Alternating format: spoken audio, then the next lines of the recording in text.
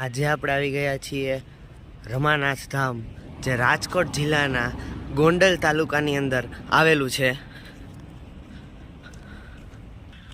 મંદિરના પગથિયાની એક્ઝેક્ટ સામે આ ટોટલ 11 કુંડ આવેલા છે, જેમાં 12ની કિનારીએ 10 અને એક મોટો કુંડ વચ્ચે છે.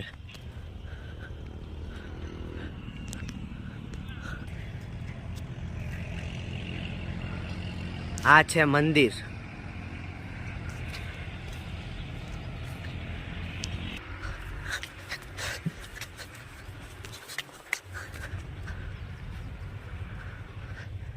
મંદિરના આગળના ભાગમાં વિશાળ જગ્યા જોવા મળે છે.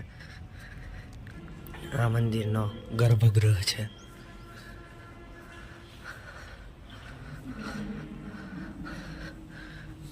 ડાબી બાજુ ગણપતિ બાપાનું મંદિર, જમણી બાજુ બજરંગબલીનું.